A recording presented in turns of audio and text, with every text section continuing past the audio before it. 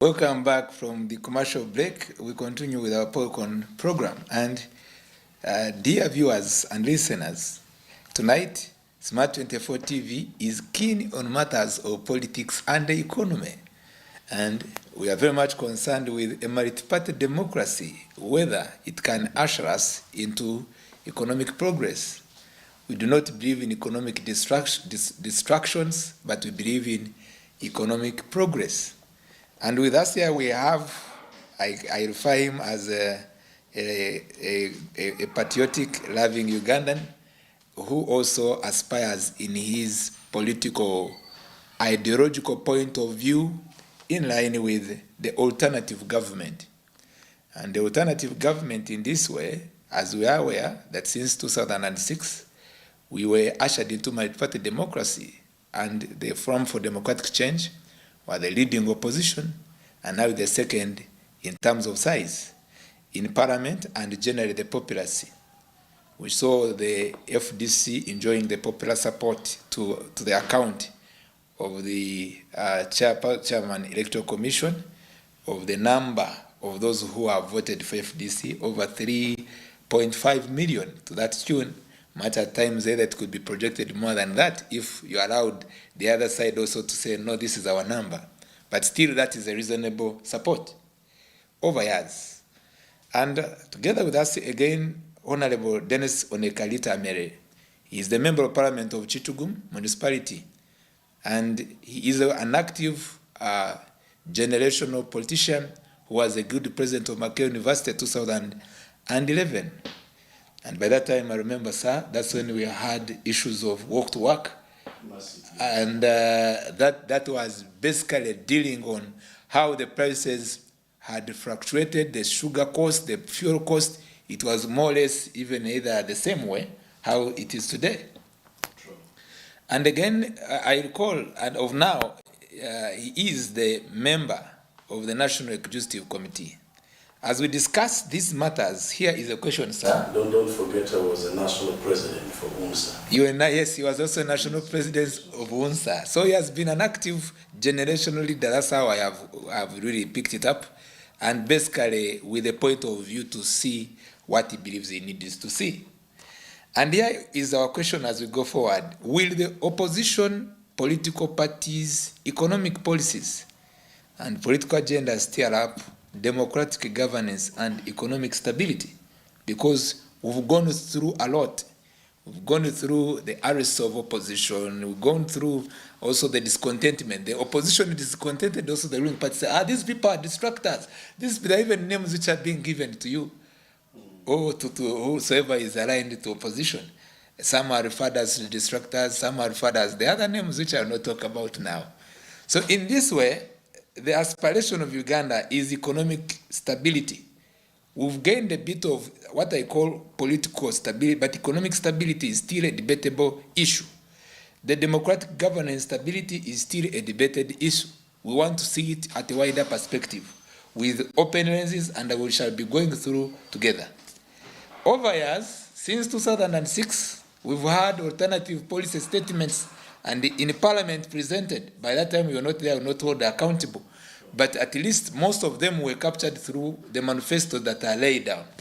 And that's how some of those who are elites and those who are in leadership believe that the opposition has a way to air out their views. Is it bringing any tangible impact on the economy? Policies proposed up to where we are. Maybe to help you recall, one may say that one time there was a call to suspend graduated tax, and maybe the opposition, because of the alternative that the graduated tax should not be there, maybe it was adopted. It's a pleasure to have you. I want to begin by saying that in any part of the world, in any politics of any country, it is always very important for a government to have a dissenting view, to have an alternative opinions. At times, our NRM here in the country forget that we in the opposition has a lot of roles to play to ensure that quality service are given to the people. They take us, the opposition, as the people who are distracted, as the people who does not have interest for the country, as if we are non-patriotic, as if they're more patriotic than others, which is wrong. For us to create economic stability in this country, we need, first of all, to be humble across the political spectrum. We need to be humble, right from the ruling government, the NRM, to us, the opposition. We need to be humble so that we agree that we all have a contribution to make for this country. Dr. Justly, you rightly stated, FDC from the onset, reform agenda, came up with a lot of policies. Graduation tax, you remember? Yes. It was the proposal that Dr. Besigye came out with. It was taken up and it was actually erased. It is not like those years back whereby our people would used to run and hide in the bushes because the local chiefs would look for them for those graduation payment, graduation tax. Because opposition came up with this policy, the government took it up. The second thing that the government actually copied from the opposition is the UPE, Universal Primary Education. Universal Primary Education, and USE, which they blundered to the core. You see, it is a dreamer who knows how his dream works. Obote dreamed very well about how UPE, Universal Primary Education, would work. Museveni took it up, implementation failed to the core. Right now, the product of UPE is wanting in very many angles. Unless you take consideration of this other one who went to private institutions, but not the real government UPE in the village that we know. They fail the implementation, but as opposition, we have often been giving a lot of alternative ideas that would help to steer growth and development in this country. Would you point them out? Because the viewers want, maybe tonight you may have more members as you will interest the viewers that your alternatives are better than those of NRM. The alternatives are many. We talked on how we can curb corruption, the penalties. As opposition, in our legislative agenda, we clearly outline on how corruption should be punished in the strongest point possible, on how we should use the strongest term to call the corrupt, corrupt, to call the corrupt the people who are still in big scale, not money laundering, not misuse of government resources the way it is being done. So we are bringing a lot of ideas to help curb the bad vices in this country.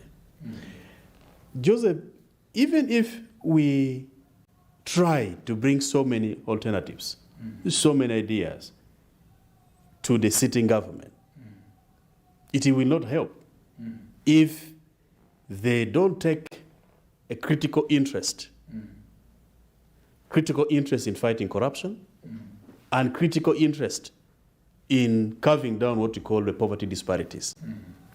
Right now in the country, the Uganda Bureau of Statistics has come out with a report that clearly outlines region by region the level of poverty. And if you look at the level of poverty, for example, for us in Acholi land, our poverty ratio is at 67.7. That's a percentage. That means those who are doing fairly. Meaning for every 10 people you meet on the street, only 3 are okay. 7 are completely poor. And the poverty we are talking about in Uganda, it is lovable. That those who are not well to do, the people who are called not poor, are the people who are able to survive on $1 a day, which is 3,700 shillings. And you could wonder, with the harsh economic situation that we have, if $1 can make a person take breakfast, take lunch, and take supper. It's not possible. To the contrary, when you look at the GDP of the country, they add the total amount of money which is being owned by the very few Sudiris in this country, then they distribute on others, say the GDP of Uganda is increasing, which is not true. So the corruption level in this country will not allow progress and growth, will not allow economy of this country to progress. It is so certain that there a clique in this country that has taken Uganda hostage, that look at Uganda as a grocery, whereby they can pick anything at will, that look at Uganda as if they have the title for the land of Uganda, and the rest doesn't have. There are few category of people, about 1.5%, very few people who own the economy, and all these few people are with the government. And the corrupts are there. And they have formed themselves in a clan of corrupt officials, whereby they loot at will, they are sealed if prosecution is to be put on them, they are protected against prosecution in so many ways. Do you have examples of such people? In 2014, actually 2013, when Justice John Bosco was prosecuting one gentleman who was an engineer, he made a very cynical statement that he was tired of prosecuting small fish when the crocodile are busy swimming in water. Because the big thieves are not being prosecuted. These small petty thieves are the one being prosecuted. The bottom line is corruption needs to be fought. Corruption is one of the challenge that must be dealt with. In real sense. Yes.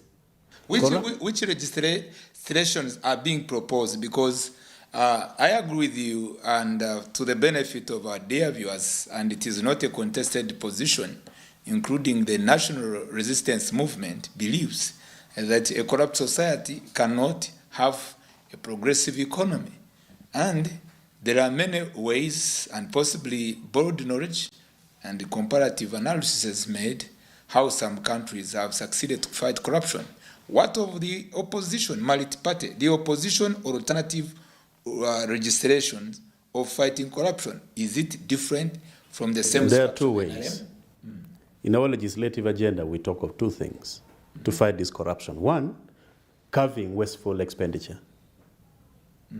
Waste. How can it be done? By prioritizing our budget, by putting our economy, our budget, in the right direction. For example, at the moment, a lot of resources being put in PDM, Paris Development Model, which is a good venture, of giving 100 million per Paris. In Kitgum, where I come from, Kitgum district alone, we have 72 parishes. 72 parishes. Kitgum municipality, we have 15 parishes. In total, 87 parishes. Now, there are ways we can curb wasteful expenditure. Right now, as I talk, the technical staffs in Kitgum, including my own cow, is in prison, is in police. That's what's happened. And some heads of department. What's the root cause?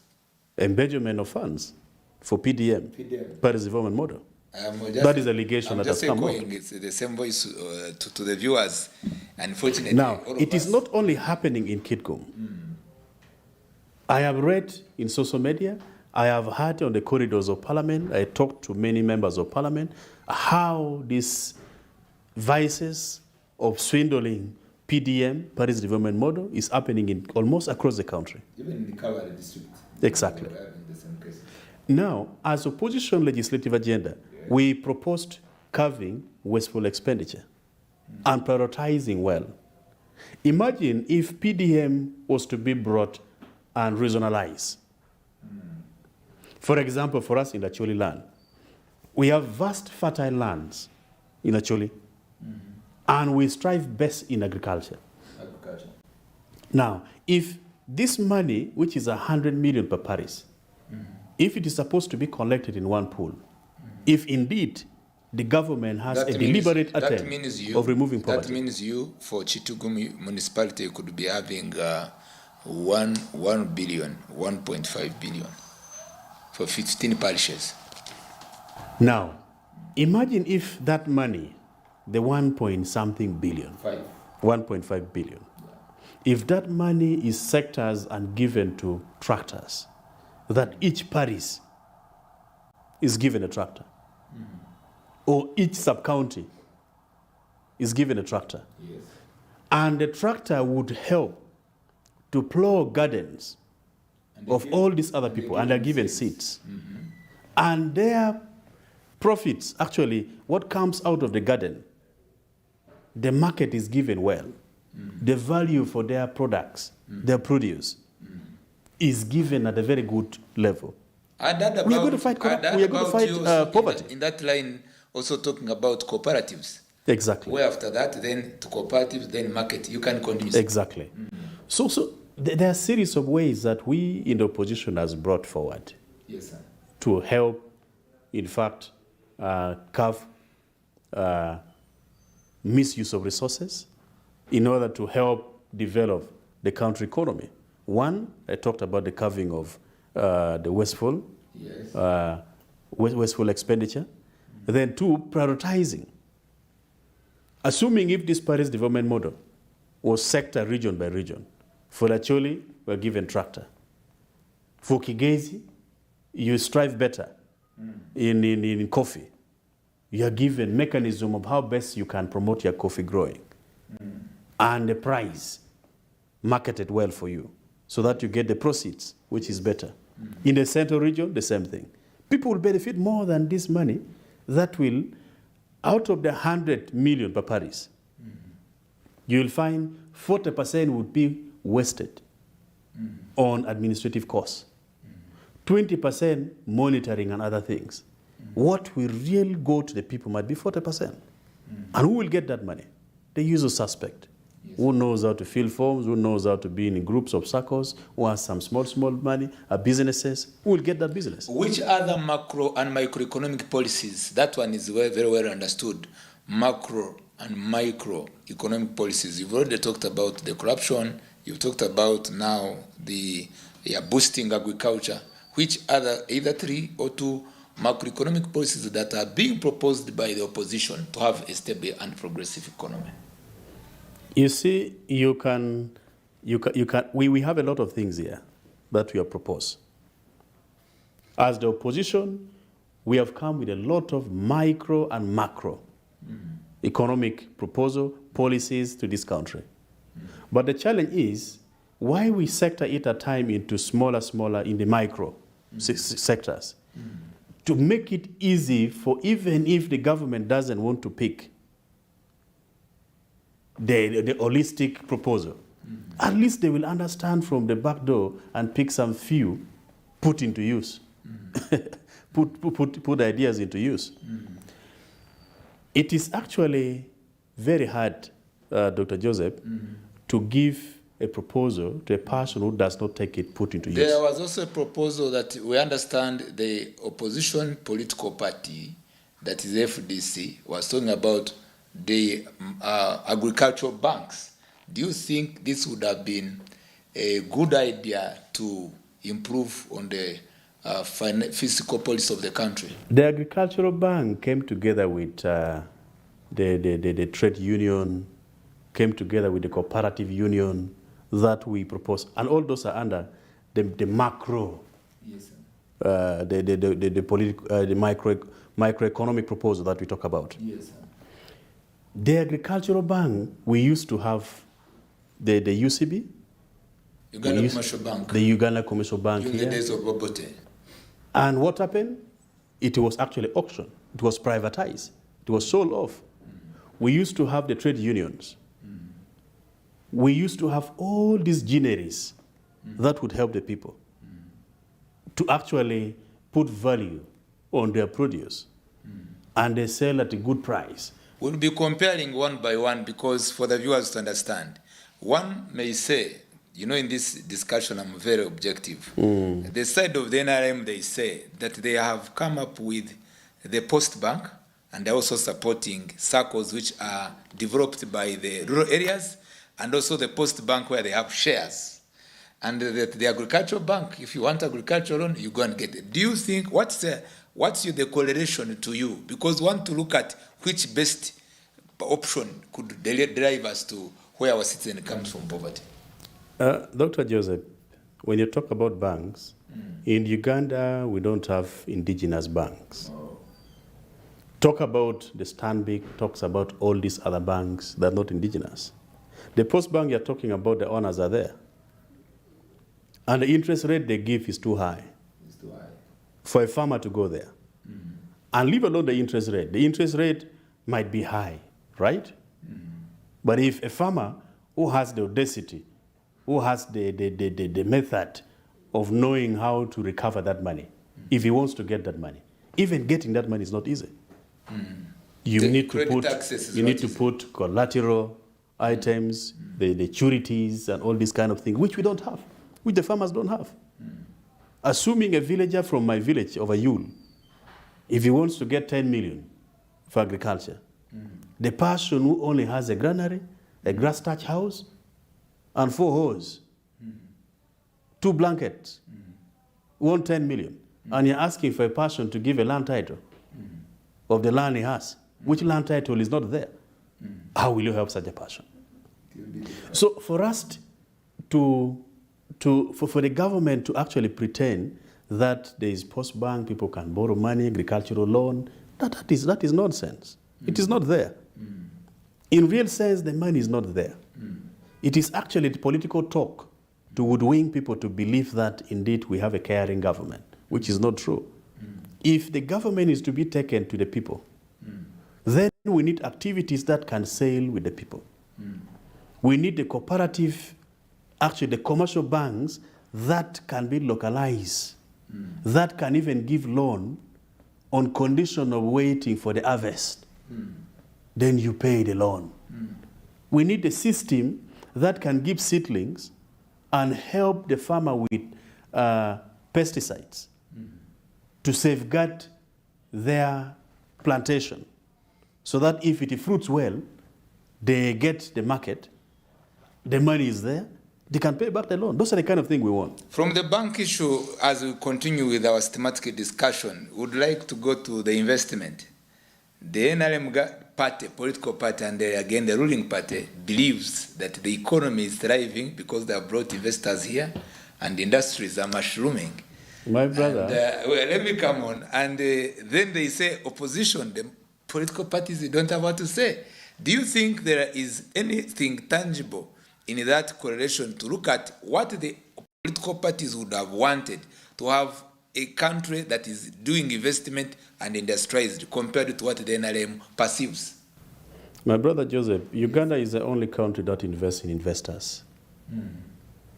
Uganda invests in investors. And these investors are not real. These are pseudo investors. The investors that actually hide their face behind foreign names. But if you dig deep, you'll find the real company is being owned by a fella here who is promoting the tax holidays. Is on that company. Is that statement connected with what you fought all of you together in Parliament as Vinci? Absolutely. Okay. We looked for who is Vinci for coffee, to get all the contract for coffee like that. The Vinci is not seen. Oh, they came and appeared. The representatives, you really see the representatives are just faces. They're carrying faces of some institution. These so-called investors that comes in this country, they are a liability to Uganda, but not an asset. These are the investors who come with nothing. They are given land to invest, and they mortgage the land that we give them to the bank to get loan from the bank, and they use the money to invest in the country. Does that have an effect on us, and what could be the proposal? Drastic effects. Okay. And to the contrary, the local investors, the Dr. Joseph Tindiave, who would have been supported in their small mechanization, in their small industries, are not being given the tax holidays. Now, all these tax holidays which are given to the foreign investors, the money at the end of the day is repatriated. That is, if at all, it is a true international investor, foreign investor. And in addition to that, the government loses a lot on the tax holidays, on the tax freedom, which is given to these so-called investors. I want to give you an example of Bitco. As we go for the commercial break. An example of Bitco. Bitco is one of the very big companies in this country. When Bitco came, the government gave them autonomy of actually being the only institution to buy palm oil. And the farmers in western part of actually in the corridor of Lake Victoria, the Kalangala, Tukasese, and all these other areas, were given seedlings to plant palm tree. And the proceeds of palm tree, when palm tree actually ripes, with the condition that if the palm tree ripes, they only sell to Bitco. That's the condition. And these other companies that would have been dealing in shop production does not have that kind of favors. They're indigenous companies, but don't have the favors. Now, the same Bitco is, they're the producers of White Shop, White Star.